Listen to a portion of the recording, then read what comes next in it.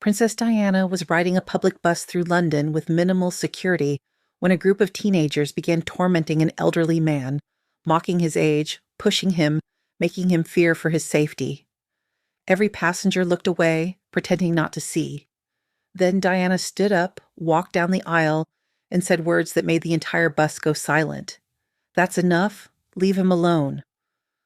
What happened next, and who that elderly man turned out to be, would shock everyone on that bus and spark a national conversation about how society treats its most vulnerable.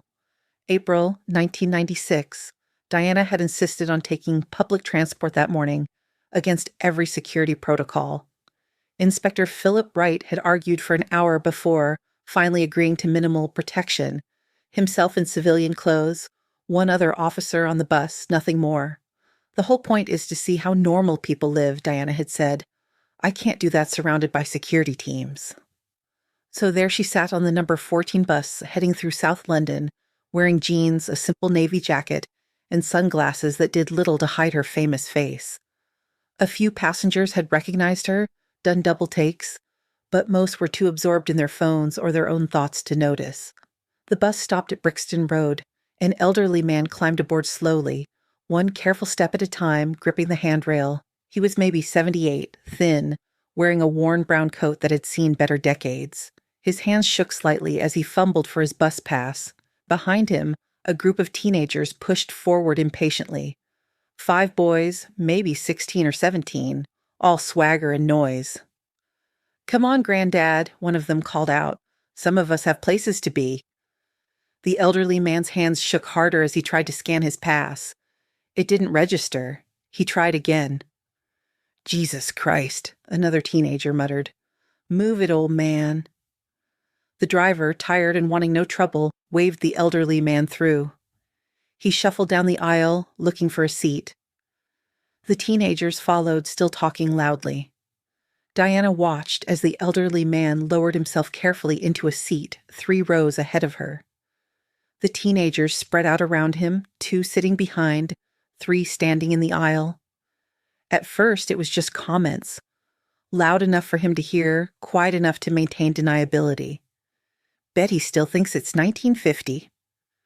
Probably fought in a war or something, ancient. Smells like old people." The elderly man stared straight ahead, his jaw tight, trying to ignore them. Diana felt her chest tighten. She'd seen bullying before, in schools, in her charity work, but there was something particularly cruel about watching someone torment a person simply for being old, for moving slowly, for existing in a space these boys felt belonged to them. The comments escalated. "Yo, Granddad, you deaf? I said you smell." One of the boys leaned forward, speaking directly into the elderly man's ear. "Should have stayed home, innit? This is our bus." The elderly man's hands gripped his worn shopping bag tighter. Diana could see his knuckles were white. She looked around the bus. 20 other passengers, all adults, every single one looking away, at their phones, out windows, anywhere but at what was happening. The universal response to public discomfort: pretend you don't see it. One of the teenagers, the ringleader, a tall boy with a sharp face, reached forward and flicked the elderly man's ear. "Hello? Anyone home in there?" The elderly man flinched but didn't respond. Diana felt something snap inside her. She stood up, pulled off her sunglasses, and walked down the aisle. Inspector Wright tensed in his seat near the front, ready to intervene, but Diana's look told him to stay put. She stopped beside the teenagers. "That's enough," she said clearly. "Leave him alone." The bus went completely silent. The teenagers turned, ready with smart remarks, then froze as they recognized who was speaking. "Holy shit," one whispered. "That's Princess Diana," Diana finished for him. "And I just watched you spend the last 5 minutes bullying an elderly man. Why?" The ringleader, Jake Morrison, according to the school ID hanging from his backpack, recovered first, trying to play it cool. "We were just joking around. No harm done." "No harm?" Diana's voice was quiet but carried through the entire bus. "You mocked him for being old. You invaded his personal space. You made him afraid. How is that joking?" Jake looked around at his friends, who suddenly found the floor fascinating. Look, we didn't mean anything by it. You meant exactly what you said, that he doesn't belong here, that being elderly makes him less deserving of respect. Diana turned to the elderly man who was staring at her with a mixture of shock and something like recognition. Sir, are you all right? The elderly man nodded slowly. I'm fine, Your Royal Highness. Thank you for... His voice trailed off, thick with emotion. Diana sat down in the empty seat next to him. The teenagers backed away, suddenly very interested in getting to the back of the bus. I'm Diana, she said gently. What's your name? Henry, the elderly man said. Henry Fletcher. He looked at her more closely and something shifted in his expression. I know you. Not from television. From Kensington. Diana studied his face. There was something familiar about him, but she couldn't quite place it. I was a gardener, Henry continued, at the palace. 23 years. Retired in 1990. I used to maintain the rose gardens you walked through. The recognition clicked into place. Diana remembered him quiet, methodical, always with dirt under his fingernails and a kind word for anyone who stopped to talk while he worked. Henry, of course. You grew those beautiful David Austin roses. Henry's eyes brightened despite his earlier distress. You remember? I remember you telling me each rose's name. You said they were like people, each one different, each one needing different care. Diana glanced back at the teenagers who were watching from the rear of the bus. You worked at the palace for over 20 years, and today you were treated like you don't matter because you're old. Henry looked down at his hands. It happens more than you'd think. Young people, they see someone my age and we're just in the way. Other passengers were listening now, no longer pretending not to notice. Mrs. Dorothy Chen, a woman in her 50s sitting across the aisle, spoke up. It's true. My mother is 82. She's been pushed, had her bag snatched, told to hurry up at checkouts. People treat the elderly like they're inconvenient obstacles. Another passenger nodded. My father gave up taking the bus because teenagers kept harassing him. He's 76 and fought in the Falklands, but he's scared to ride public transport. Diana felt the anger she'd been containing shift into something more purposeful. This wasn't just about one incident. This was systemic. She looked back at Jake and his friends. Come here, she said. Not a request. They shuffled forward reluctantly, suddenly looking like what they were, scared kids who'd been caught doing something wrong. Look at Mr. Fletcher, Diana said. Really look at him. What do you see? Jake mumbled something inaudible. Speak up. An old man? Try again. What do you actually see if you look past the age? One of the other boys, smaller with guilty eyes, spoke quietly. Someone's granddad, probably. He's someone who worked for 23 years maintaining gardens that millions of people enjoyed, Diana said. He's someone who has decades of knowledge and experience. He's someone who was young once, probably a lot like you. And he's someone who deserves basic human respect. She turned back to Henry. Tell them what it feels like. Henry was quiet for a moment. When he spoke, his voice was steady but sad. It feels like becoming invisible. Like one day you're a person, and the next you're just old. People talk over you, rush past you, act like you're slowing down their world just by existing. It's lonely, and it's frightening. Jake's cocky expression had crumbled. He looked genuinely uncomfortable. We were just messing around. You were asserting power over someone you perceived as weak, Diana corrected. That's not messing around, that's bullying. The bus stopped. The teenagers got off without another word, shoulders hunched, whispering to each other. Diana watched them go, then turned back to Henry. Where are you headed? Just to the shops. My wife passed 2 years ago. I do the shopping now, but it takes me longer than it used to. Diana made a decision. Inspector Wright, she called to the front. We're getting off here. Wright appeared beside her instantly. Ma'am, that wasn't the plan. Plans change. Mr. Fletcher needs someone to walk with him. For the next hour, Diana accompanied Henry through his errands. They talked about the palace gardens, about his late wife Margaret, about how the world had changed since he retired, and about how invisible he felt now, how often people treated him as less than human, simply because he moved slowly, needed reading glasses, sometimes forgot words. "I'm not stupid," Henry said as they waited in a queue at Tesco. "I'm just old." But people act like those are the same thing. Diana saw it firsthand. A cashier spoke to Henry loudly and slowly, as if he were hard of hearing or simple. A young man pushed past him without apology. A store manager asked if he needed help finding his carer. By the time they parted ways, Diana had made another decision. This wasn't a moment to let pass quietly. That evening, she called Emma Bradford at The Guardian. "I want to talk about elder abuse. Not in care homes. Everyone talks about that. The everyday abuse. On buses, in shops, on the street. How we treat people once they're old." The article ran 3 days later. Diana spoke about witnessing the incident, about walking with Henry, about the casual cruelty that elderly people face daily.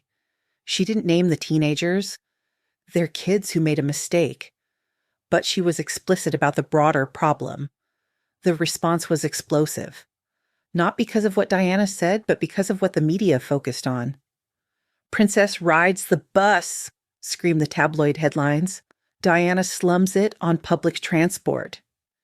People's Princess takes number 14 to Brixton." The actual issue, elder abuse, casual cruelty to the elderly, the systematic way society dismissed and devalued old people, got buried under breathless coverage of Diana riding public transport like a normal person. Diana was furious. She gave another interview, this time more pointed. "I didn't ride that bus to make headlines. I rode it because I wanted to see how people actually live. And what I saw was an elderly man being tormented while 20 adults pretended not to notice. That's what should be making headlines." Age UK, the elderly advocacy organization, seized the moment. They released statistics. Elderly people were the most likely demographic to be victims of public harassment, the least likely to report it, and the most likely to change their behavior to avoid it. More stories emerged. Elderly people who'd stopped taking buses because of harassment. Those who only shopped during quiet hours to avoid being rushed. Those who'd been pushed, had their walking aids kicked, been told they were taking up space. Diana organized a meeting with transport authorities, retail associations, and advocacy groups. She brought Henry with her. "Tell them," she said, "tell them what it's like." Henry spoke about fear, about calculating every journey, every shop visit, trying to minimize the time he might be vulnerable, about the teenagers on the bus, yes, but also about the casual dismissiveness from people his children's age, his grandchildren's age, about feeling like society was just waiting for his generation to die off and stop being inconvenient. The room was silent when he finished. Changes came slowly, but they came. Training programs for transport staff about elder harassment, public campaigns about treating elderly passengers with respect, dedicated seating areas not just for disability, but for anyone who needed more time. Jake Morrison, the teenager from the bus, reached out through Age UK 6 weeks later. He wanted to apologize properly to Henry. Diana arranged the meeting. "I'm sorry," Jake said, looking genuinely ashamed. "I didn't think about how it felt. You were just, I don't know, not a real person to me, just someone in the way." Henry looked at the boy for a long moment. "That's what I was afraid of, that I'd stopped being real to people." "You're real?" Jake said quietly. "I see that now. I'm sorry it took Princess Diana calling me out to make me see it." As an act of penance, his word, Jake started volunteering with Age UK, helping elderly people with technology, shopping, transport. He brought 2 of his friends from the bus. They weren't looking for redemption, Jake said. They were trying to learn to see people they'd been trained to overlook. Diana visited Henry regularly after that, not as Princess Diana, but as someone who'd grown to genuinely care about the elderly gardener who'd once tended her roses.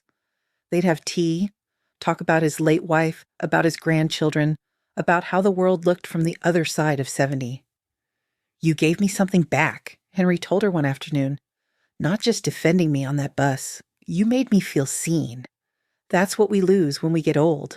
People stop really seeing us." The media eventually moved on from Diana rides the bus to other stories, but the conversation she'd started continued. Elderly advocacy groups reported increased awareness, more people speaking up when they witnessed elder harassment, more young people engaging with older neighbors and strangers with basic human decency. It wasn't a complete solution. Ageism persisted. Elderly people still faced discrimination, dismissiveness, casual cruelty. But something had shifted, a recognition that how society treated its elderly citizens reflected its values more broadly. Diana kept Henry's original bus pass. He'd given it to her months later when the Transport Authority issued him a new one with better accessibility features. "Keep it," he'd said, "to remember that sometimes the most important thing someone can do is just refuse to look away." She kept it in her desk drawer next to other small reminders of moments that mattered. A receipt from Chanel, a photograph from Harrods, a bus pass from a number 14 to Brixton, each one representing a time when seeing injustice and refusing to accept it had created ripples that went far beyond the initial moment. Years later, when Henry Fletcher passed away at 84, his family contacted Diana. They wanted her to know that he told the bus story until the end, not because Princess Diana had been there, but because someone had seen his humanity when others chose not to. Diana attended his funeral quietly, no press, no announcement. She sat in the back and listened to his grandchildren talk about a man who'd loved roses, who'd served the crown with dignity, who taught them that growing old was a privilege not everyone got, and that treating the elderly with cruelty said everything about the person doing it and nothing about the person receiving it. After the service, Jake Morrison approached her. He was 19 now, still volunteering with Age UK, planning to study social work. "I think about that bus every day," he said. "How close I came to being someone who just didn't see people. Thank you for making me see." "Thank Mr. Fletcher," Diana replied. "He's the one who had the courage to keep going out into a world that often treated him terribly. That takes more strength than people realize." She thought about that strength often. Henry, riding that bus despite knowing he might face mockery or harassment. All the elderly people who navigated a world designed to dismiss them, who kept going, kept living, kept claiming space even when society suggested they shouldn't. The teenagers on the bus had been kids, acting without thinking, parroting attitudes they'd absorbed about who mattered and who didn't. They'd learned better, which suggested others could too, but it required what had happened on that bus. Someone refusing to pretend they didn't see, someone willing to say that's enough when everyone else stayed silent, someone using whatever privilege or platform they had to say, "This person matters, this treatment is wrong, this stops now." Years later, Age UK would establish the Henry Fletcher Award for youth advocates who worked to combat ageism. Jake Morrison would be the first recipient, accepting it with tears in his eyes, talking about an elderly man on a bus who taught him to see beyond surface assumptions. And somewhere, Diana thought, Henry Fletcher was tending celestial roses, satisfied that his moment of humiliation had been transformed into something that helped others, because that's what happened when people refused to look away, when they stood up and said, "Leave him alone," when they sat beside someone being dismissed and said, "Tell me your story." Small moments, private decisions. One person on one bus saying, "That's enough." And sometimes those small moments grew into movements that reminded society of its obligation to see all people, young and old, powerful and vulnerable, famous and anonymous, as deserving of basic human dignity. The number 14 bus still runs through Brixton, and occasionally elderly passengers riding it are treated with unexpected kindness by teenagers who've heard the story, who've learned that being young and strong is temporary, but how you treat people echoes longer than you might expect.